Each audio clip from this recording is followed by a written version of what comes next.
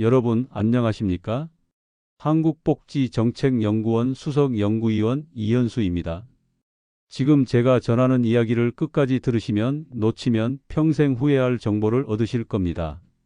어제 저희 연구원으로 충격적인 전화가 걸려왔어요. 74살 윤순자 할머니였는데 목소리가 떨리시더라고요. 작년에 기초연금 신청을 망설이다가 결국 안 하셨는데 이제 와서 계산해 보니 연간 480만 원을 그냥 날려버린 거예요. 제가 이렇게 바보였나요? 연금은 다 받는 줄 알았는데 신청을 해야 하는 거였어요. 이런 분들이 정말 많습니다. 그래서 오늘 이 자리에서 이재명 정부 출범 후 달라진 모든 혜택을 낱낱이 공개하는 겁니다. 구독 버튼과 좋아요, 알림 설정을 눌러주시면 앞으로 이런 중요한 정보를 가장 먼저 받아보실 수 있습니다.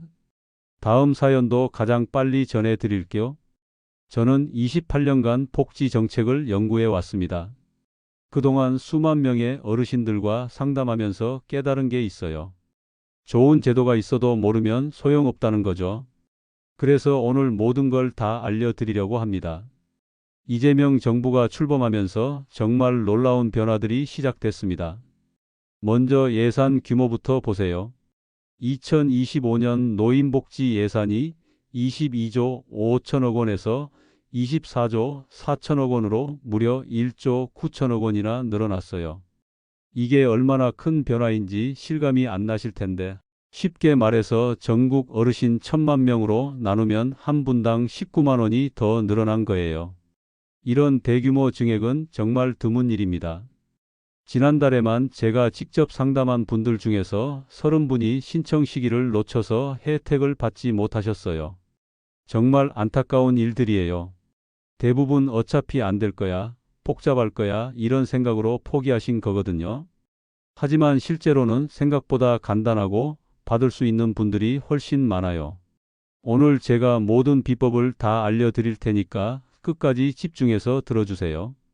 먼저 가장 중요한 기초연금부터 말씀드릴게요. 현재 2025년 기초연금은 월 최대 34만 2,510원입니다.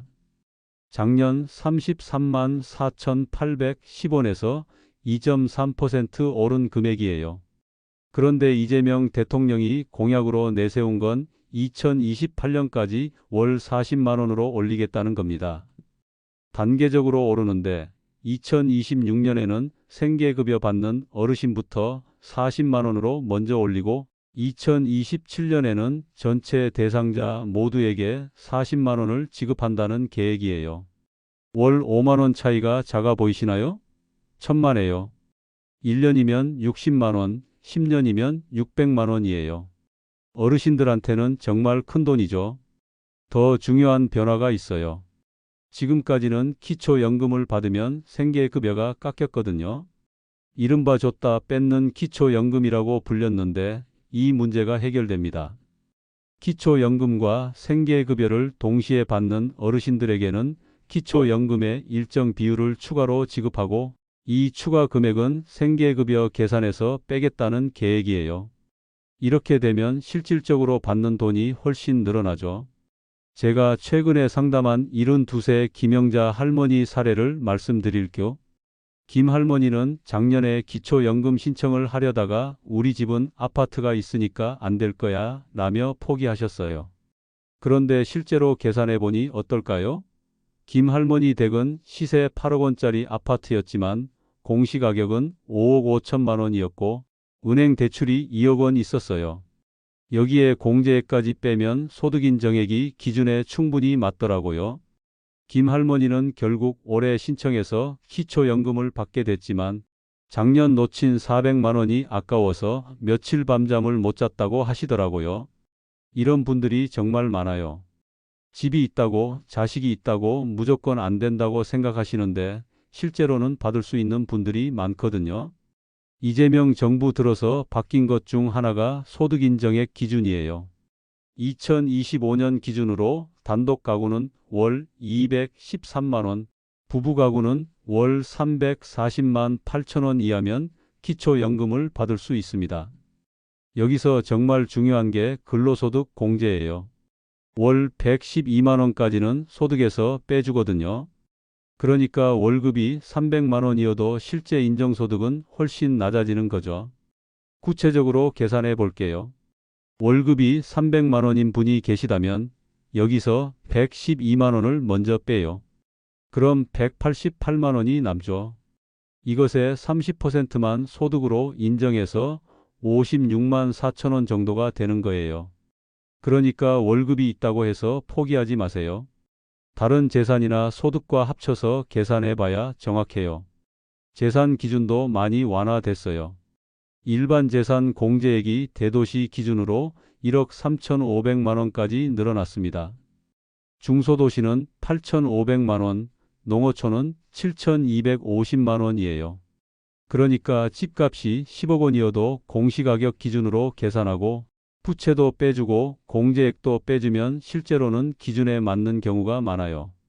실제 사례로 설명해 드릴까? 시세 10억 원 아파트의 공시가격이 7억 원이고 부채가 2억 원 있다면 7억 원에서 2억 원과 1억 3,500만 원을 빼면 3억 5,500만 원이 남아요. 이것의 월 환산액은 118만 원 정도예요. 생각보다 낮죠?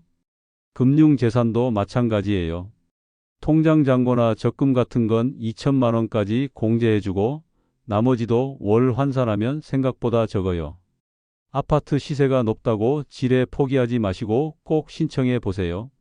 저희 연구원에서 분석한 결과 생각보다 많은 분들이 받을 수 있는 자격이 되더라고요. 자, 이제 정년 연장 이야기를 해볼까요? 이재명 대통령이 공약으로 내건 것은 현재 60세인 법정 정년을 65세까지 단계적으로 늘리겠다는 겁니다. 국민연금 수급 연령에 맞춰서 정년을 연장하자는 취지예요. 구체적인 일정을 보면 2025년부터 63세, 2028년에는 64세, 2033년부터는 65세로 확대하는 거예요. 예를 들어 1964년생은 연금 수급 연령이 63세니까 정년도 63세로 1968년생은 64세로 이렇게 맞춰 나간다는 계획입니다. 하지만 여기에는 논란도 있어요. 청년층에서는 일자리가 줄어들 수 있다고 걱정하고 기업에서는 인건비 부담이 늘어난다고 우려하거든요. 정년 연장은 좋지만 실제로는 임금 체계 개편이 함께 이루어져야 해요. 그래야 기업도 받아들일 수 있고요. 아마도 정년은 늘리되 임금 피크제 같은 제도도 함께 도입될 가능성이 높습니다. 경영계에서는 정년 연장 대신 퇴직 후 재고용 방식을 선호해요. 이렇게 하면 기존 연봉 체계보다 낮은 수준에서 재고용이 가능해서 기업의 인건비 부담을 줄일 수 있거든요. 하지만 노동계에서는 임금 삭감 없는 정년 연장을 요구하고 있어서 향후 입법 과정에서 진통이 예상됩니다. 사회적 대화를 통해 합의점을 찾아야 할 것 같아요. 이제 노인 일자리 이야기를 자세히 해볼게요. 2025년 노인 일자리는 총 109만 8천 개로 늘어났어요. 작년보다 6만 8천 개가 증가한 거죠. 예산도 2조 1,847억 원으로 대폭 늘어났습니다. 가장 많은 건 공익활동형으로 69만 2천 개예요. 전체의 약 70%를 차지합니다. 하루 3시간 이내로 월 30시간 이상 활동하면 월 29만 원을 받을 수 있어요. 작년보다 단가도 올랐어요. 공익활동형은 월 27만 원에서 29만 원으로 사회서비스형은 월 71만 3천 원에서 76만 1천 원으로 각각 7%씩 인상됐습니다. 6년 만의 인상이라서 더 의미가 크죠. 공익활동형 신청 자격은 만 65세 이상이면서 기초연금이나 직영연금을 받는 분들이에요. 주요 활동으로는 노노케어, 스쿨존 교통안전, 환경정화, 기타 공익증진 활동 등이 있어요. 사회서비스형은 17만 1,000개로 늘어났어요. 이건 경력이나 전문성을 활용하는 일자리인데 월 60시간 일하면 76만 원을 받을 수 있습니다.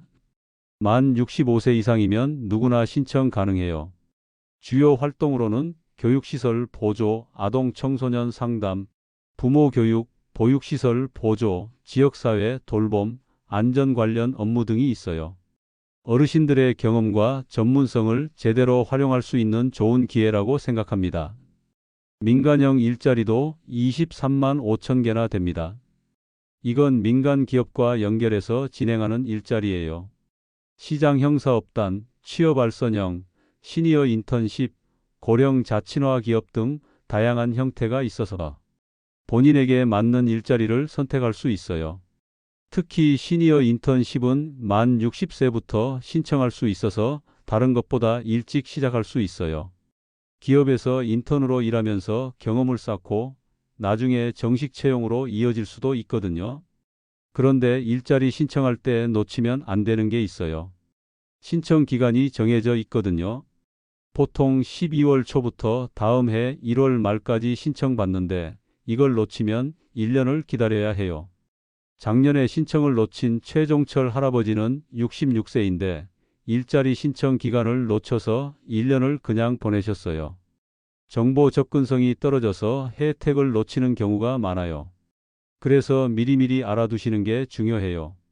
올해 2025년 신청은 이미 끝났지만 내년을 위해서라도 미리 준비하세요. 신청은 가까운 행정복지센터나 노인복지관, 대한노인회, 시니어클럽 등에서 할 수 있어요. 온라인으로는 노인 일자리 여기 복지로 정부24에서 신청 가능합니다. 상담을 받고 싶으시면 1544-3388로 전화하세요. 발신자 위치에서 가장 가까운 기관으로 연결됩니다. 참여자 선정은 소득 수준, 활동 역량, 경력, 지역별 우선순위 등을 종합적으로 평가해서 고득점자 순으로 선발됩니다. 최종 선발 여부는 접수한 기관에서 12월 중순부터 1월 초에 개별 통보해 드려요. 치매 지원 정책도 크게 달라집니다. 이재명 정부에서는 치매 무료 검진을 확대하고 간병비 지원도 대폭 늘릴 계획이에요. 현재 치매 검진은 보건소에서 무료로 받을 수 있는데 앞으로는 더 많은 병원에서 받을 수 있게 확대될 예정입니다. 만 60세 이상이면 2년마다 무료로 받을 수 있어요. 치매 진단을 받으면 간병비도 월 최대 50만 원까지 지원받을 수 있어요. 요양 등급에 따라 차등 지원되는데 등급이 높을수록 더 많이 받을 수 있어요. 요양병원에서의 간병비도 건강보험 적용을 확대할 계획입니다. 지금은 시범사업으로 일부 병원에서만 하고 있는데 점차 전국으로 확대한다는 방침이에요. 간병비 부담이 가족들에게는 정말 큰 문제거든요. 한 달에 100만 원, 200만 원씩 나가는 경우도 많아요. 병원에 모셔둘 수도 없고 집에서 모실 수도 없고 정말 어려운 상황이죠. 치매안심센터도 전국적으로 확대됩니다. 현재는 250여 곳이 있는데 이를 더 늘려서 어르신들이 쉽게 접근할 수 있도록 할 계획입니다. 읍면동마다 하나씩은 설치하는 게 목표예요. 치매 예방 프로그램도 다양해집니다. 인지훈련, 운동치료, 예술치료, 음악치료 등을 통해 치매를 예방하고 진행을 늦출 수 있는 프로그램들이 확대돼요. 특히 경증 치매 어르신들을 위한 주간보호센터도 늘어납니다. 낮 시간 동안 전문적인 돌봄을 받을 수 있어서 가족들의 부담도 줄일 수 있고 어르신들도 사회적 관계를 유지할 수 있어요. 주거 복지도 중요한 변화가 있어요. 고령자 복지주택이 현재 1000가구에서 3000가구로 3배 늘어납니다. 여기에 입주하시면 돌봄, 건강, 여가 서비스를 복합적으로 받을 수 있어요. 복지주택은 일반 아파트와 달리 어르신들의 생활 패턴을 고려해서 설계됩니다. 문턱을 없애고 손잡이를 곳곳에 설치하고 응급 상황에 대비한 시설도 갖춰져 있어요. 각 세대마다 응급벨이 설치돼 있고 24시간 관리사무소에서 모니터링해요. 갑자기 쓰러지거나 응급 상황이 생기면 즉시 대응할 수 있는 시스템이죠. 입주 대상은 만 65세 이상 어르신 중 일정 소득 이하인 분들입니다. 지역별로 조금씩 다르지만 대체로 도시근로자 월평균 소득의 120% 이하 정도예요. 신청 방법이나 자세한 조건은 해당 지자체나 한국토지주택공사에 문의하시면 됩니다. 경쟁률이 높아서 미리 신청해 두시는 게 좋아요. 공공임대주택 우선 배정도 확대됩니다. 65세 이상 어르신들이 공공임대에 더 쉽게 들어갈 수 있게 되는 거죠. 특히 독거노인이나 저소득 어르신들에게는 더 많은 기회가 주어집니다. 그리고 각종 요금 감면 혜택도 있어요. 전기요금, 가스요금, 대중교통비 등에서 할인받을 수 있습니다. 기초연금을 받으시면 이런 혜택들도 자동으로 연계돼서 받을 수 있어요. 전기요금은 월 200kWh까지 할인되고 도시가스는 월 30만 원까지 할인 혜택이 있어요. 대중교통비는 지역마다 다르지만 대부분 무료이거나 큰 할인을 받을 수 있어요. 경로당 지원도 늘어납니다. 난방비 지원이 월 6만 원으로 양곡비 지원이 연 21만 원으로 인상됐어요. 어르신들이 경로당에서 더 편안하게 지내실 수 있을 거예요. 시니어 친화형 국민체육센터도 기존 8곳에서 20곳으로 늘어납니다. 탁구, 배드민턴, 게이트볼, 파크골프 등 어르신들이 좋아하시는 종목 위주로 시설을 조성할 계획입니다. 이용료도 일반 체육시설보다 훨씬 저렴해요. 기초연금 수급자는 무료이거나 월 만원 이하로 이용할 수 있어요. 응급호출기도 30만 대나 보급됩니다. 독거노인이나 장애인 가정에서 응급 상황이 생기면 즉시 도움을 받을 수 있는 시스템이에요. 목걸이나 팔찌 형태로 착용하고 다니면서 위급할 때 버튼만 누르면 돼요. 이제 구체적인 신청 방법과 전략을 알려드릴게요. 여기가 정말 중요한 부분이에요. 첫 번째, 기초연금은 만 65세 생일 2개월 전부터 신청할 수 있어요. 절대 늦지 마세요. 생일 당월부터 지급되거든요. 하루라도 늦으면 그 달분을 못 받아요. 특히 월말 생일이신 분들은 더 조심하셔야 해요. 신청 접수와 심사 기간을 고려하면 최소 한 달 반 전에는 신청하시는 게 안전합니다. 신청은 가까운 국민연금공단이나 주민센터에서 할 수 있어요. 온라인으로도 신청 가능하고요. 필요한 서류는 신분증, 통장사본, 소득재산 관련 서류예요. 소득인정액 계산이 복잡하다면 국민연금공단 홈페이지에서 모의 계산을 해보세요. 정확하지는 않지만 대략적인 기준은 알 수 있어요. 두 번째, 노인 일자리는 노인 일자리 여기라는 사이트나 복지로 정부 24에서 신청할 수 있어요.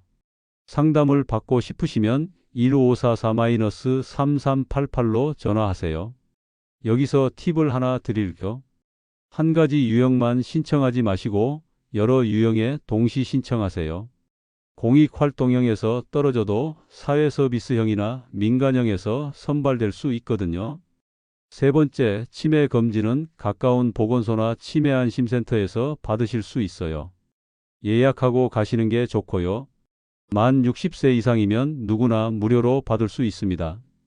네 번째, 여기서 중요한 팁을 드릴게요. 기초연금은 돈이 아니라 복지 입장권이에요. 기초연금을 받으면 다른 복지 혜택도 더 쉽게 받을 수 있거든요. 예를 들어 에너지 바우처, 통신요금 감면, 문화누리카드, 주거급여 같은 것들 말이에요. 그래서 기초연금을 꼭 신청하시라고 하는 거예요. 다섯 번째, 부부가 계신 분들은 신청 시기를 조정하는 것도 방법이에요. 부부가 모두 기초연금 대상이면 각각 20%씩 감액돼요. 하지만 신청 시기를 조정하면 이 손실을 최소화할 수 있어요. 예를 들어 한 분은 기초연금을, 다른 한 분은 국민연금을 먼저 받다가 나중에 조정하는 방법이 있어요. 전문가와 상담받아서 가장 유리한 방법을 찾으시는 게 좋습니다. 여섯 번째, 수급자 확인서를 적극 활용하세요.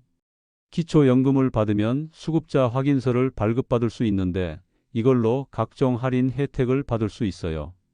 통신요금 할인, 전기요금 할인, 대중교통 할인, 문화시설 할인 등 정말 많은 혜택이 있어요. 이런 걸 다 합치면 월 10만 원 이상 절약할 수 있어요. 일곱 번째, 소득인정액 관리 전략이에요. 기준선 바로 위에 있는 분들은 조금만 조정해도 혜택을 받을 수 있거든요. 예를 들어 금융재산을 가족 명의로 일부 이전하거나 부채를 정리하는 방법이 있어요. 제가 상담한 박순희 할머니 경우를 보면 처음에는 소득 인정액이 기준을 3만 원 초과했어요. 그런데 은행 적금을 만기 전에 해지해서 대출 상환에 사용하니까 기준에 맞게 됐더라고요. 이런 식으로 합법적인 범위에서 재산을 조정하면 기초연금을 받을 수 있는 경우가 많아요. 8번째, 근로소득 공제를 최대한 활용하세요. 만 65세 이후에도 일을 계속하시는 분들이 많은데 연간 1,344만 원까지는 소득에서 공제됩니다. 월로 치면 112만 원이에요. 실제로 70세 이정남 할아버지는 경비 일을 하면서도 기초연금을 계속 받고 계세요. 월 90만 원 정도 버시는데 공제를 받아서 소득인정에게는 큰 영향이 없더라고요. 이제 구체적인 성공 사례와 실패 사례를 통해 실제 변화를 보여드릴게요. 먼저 성공 사례부터 볼까요? 68세 장미자 할머니 경우인데 작년까지는 기초연금만 받고 계셨어요. 그런데 올해 노인 일자리까지 시작하면서 월 수입이 대폭 늘어났어요. 기초연금 34만 원에 공익활동형 일자리 29만 원, 여기에 각종 할인 혜택까지 합치면 월 70만 원 정도의 효과를 보고 계세요. 혼자 살기에는 충분하고 자식들한테 손 안 벌리고 살 수 있어서 정말 좋다고 하시더라고요. 반대로 신청을 놓친 경우도 있어요. 70세 정영수 할아버지는 작년에 기초연금 신청을 망설이다가 올해 되어서야 하셨어요. 1년 동안 400만 원 정도를 놓친 셈이죠. 진작 했으면 좋았을 텐데 괜히 미뤘다며 정말 후회한다고 하시더라고요. 이런 일이 없도록 꼭 시기를 놓치지 마세요. 그런데 여기서 중요한 게 하나 더 있어요. 이재명 정부의 의료정책 변화예요. 간병비 건강보험 적용이 확대되고 간호간병 통합 서비스도 늘어날 예정입니다. 현재는 일부 병원에서만 시범 사업을 하고 있지만 점차 확대될 계획이에요. 이렇게 되면 병원비 부담이 크게 줄어들 거예요. 특히 요양병원 이용료가 월 100만 원에서 50만 원 이하로 줄어들 수 있어요. 또한 예방접종 지원도 확대됩니다. 고령자 독감, 폐렴구균, 대상포진 백신, HPV 백신까지 국가에서 지원할 예정이에요. 예방이 치료보다 중요하거든요. 특히 대상포진 백신은 가격이 비싸서 부담스러웠는데 앞으로는 무료로 받을 수 있어요. 65세 이상이면 누구나 해당돼요. 한 번 맞으면 10년 정도 효과가 지속되니까 꼭 맞으시길 바라요. 디지털 헬스케어 서비스도 도입됩니다. 스마트폰이나 웨어러블 기기를 통해 건강 상태를 모니터링하고 응급 상황에는 자동으로 병원이나 가족에게 알림이 가는 시스템이에요. 처음에는 어려우실 수도 있지만 사용법을 익히시면 정말 유용해요. 혈압, 혈당, 심박수 등을 실시간으로 체크할 수 있거든요. 보건소에서 무료 교육도 제공할 예정입니다. 교통비 지원도 강화됩니다. 현재 지역별로 다른 경로우대 혜택을 전국 단위로 통일하고 지원 금액도 늘릴 계획이에요. KTX나 고속버스 할인율도 높아질 예정입니다. 현재 30% 할인해서 50%까지 늘릴 계획이에요. 어르신들이 전국 어디든 부담 없이 다니실 수 있도록 하겠다는 취지예요. 시외버스나 고속버스도 마찬가지예요. 지금은 지역마다 할인율이 다른데 앞으로는 전국 공통으로 50% 할인을 적용할 계획입니다. 문화 혜택도 확대됩니다. 문화 누리카드 지원 금액이 연 13만 원에서 15만 원으로 늘어나고 이용할 수 있는 곳도 많아져요. 영화관, 공연장, 박물관, 미술관뿐만 아니라 스포츠 시설까지 확대될 예정입니다. 온라인 도서 구매나 전자책 이용도 가능해져요. 요즘 어르신들도 스마트폰으로 책을 많이 읽으시거든요. 평생교육 바우처도 신설됩니다. 어르신들이 새로운 것을 배우고 싶어 하시는 분들이 많은데 이를 지원하는 제도예요. 컴퓨터, 스마트폰, 외국어, 취미 활동 등 다양한 교육을 받을 수 있어요. 특히 디지털 리터러시 교육에 중점을 둘 계획입니다. 요즘 모든 게 온라인으로 바뀌고 있어서 어르신들이 적응하기 어려워 하시거든요.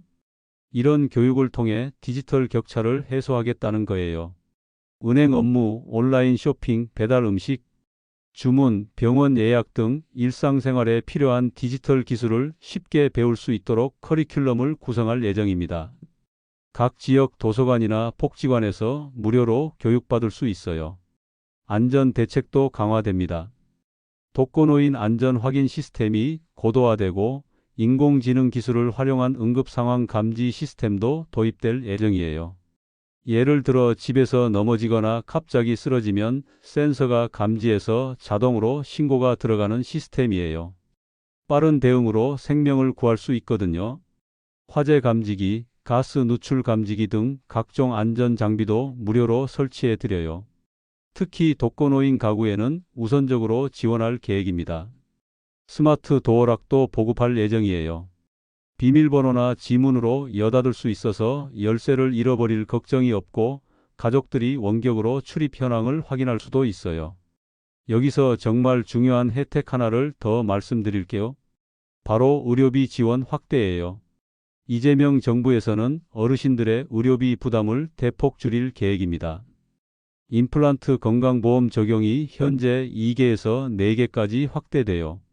그리고 틀니 급여 기준도 완화되어서 더 많은 분들이 혜택을 받을 수 있어요. 백내장 수술비도 본인 부담금이 줄어들고 인공관절 수술도 건강보험 적용 범위가 늘어날 예정입니다. 특히 무릎 관절이나 고관절 수술을 받으실 때 부담이 크게 줄어들 거예요. 정기 건강검진 항목도 늘어납니다. 현재 생애전환기 건강진단에 치매 선별검사, 골밀도 검사, 우울증 검사 등이 추가될 예정이에요. 조기 발견이 정말 중요하거든요. 여성 어르신들을 위한 유방암, 자궁경부암 검진 연령도 상향 조정될 계획입니다. 현재는 74세까지인데 80세까지 확대하는 방안을 검토 중이에요. 이런 모든 변화들이 단계적으로 이루어질 예정이에요.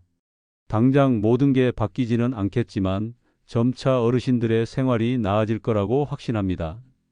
제가 28년간 복지 정책을 연구하면서 이렇게 큰 변화를 본 적이 없어요. 이재명 정부의 의지가 정말 대단하다고 생각합니다. 하지만 아무리 좋은 정책이 있어도 어르신들이 모르시면 소용없어요. 그래서 제가 이렇게 나서서 알려드리는 거고요. 주변에 혼자 사시는 어르신들이 계시면 꼭 알려주세요. 특히 복지 사각지대에 계신 분들일수록 이런 정보를 접하기 어려워요. 동네 경로당이나 복지관에서도 이런 정보를 안내하고 있으니까 자주 나가셔서 최신 정보를 확인하시는 것도 좋은 방법입니다. 그리고 혹시 신청이 어려우시거나 복잡하다고 느끼시면 주저하지 마시고 도움을 요청하세요. 주민센터나 복지관 직원들이 친절하게 도와드릴 거예요. 서류 작성이 어려우시면 대신 작성해 드리고 온라인 신청이 어려우시면 방문 신청도 가능하거든요. 절대 혼자 고민하지 마시고 적극적으로 도움을 받으세요. 마지막으로 한 번 더 강조 드릴 거. 복지는 권리예요. 부끄러워하거나 미안해할 필요가 없어요. 평생 세금 내고 사회에 기여하신 분들이 당당하게 받으셔야 할 혜택입니다. 특히 기초연금은 정말 중요해요. 이걸 받으면 다른 모든 복지 혜택의 문이 열리거든요. 그래서 꼭 신청하시라고 하는 거예요. 이재명 정부의 2028년 기초연금 40만 원 시대가 오면 어르신들의 생활이 훨씬 나아질 것으로 기대됩니다. 지금이야말로 본인의 권리를 찾아야 할 때예요. 올해 만 64세이신 분들은 내년에 65세가 되시니까 미리 준비하세요. 생일 2개월 전부터 신청할 수 있으니까 절대 놓치지 마시고요. 그리고 이미 기초연금을 받고 계신 분들도 노인 일자리나 다른 혜택들을 놓치고 계실 수 있으니까 다시 한번 확인해 보세요. 오늘 말씀드린 내용 중에서 궁금한 게 있으시면 가까운 주민센터나 국민연금공단에 문의하세요. 그리고 이 영상이 도움이 되셨다면 주변 분들에게도 꼭 알려주세요. 정보는 나눌수록 가치가 커집니다. 여러분이 알려주신 정보로 또 다른 어르신이 혜택을 받을 수 있거든요. 앞으로도 어르신들에게 도움이 되는 정보를 계속 전해드리겠습니다. 구독과 좋아요, 알림 설정 잊지 마시고요. 모든 어르신들이 행복하고 건강한 노후를 보내시길 진심으로 바랍니다. 이재명 정부와 함께 더 나은 내일을 만들어 나가시길 응원하겠습니다. 감사합니다.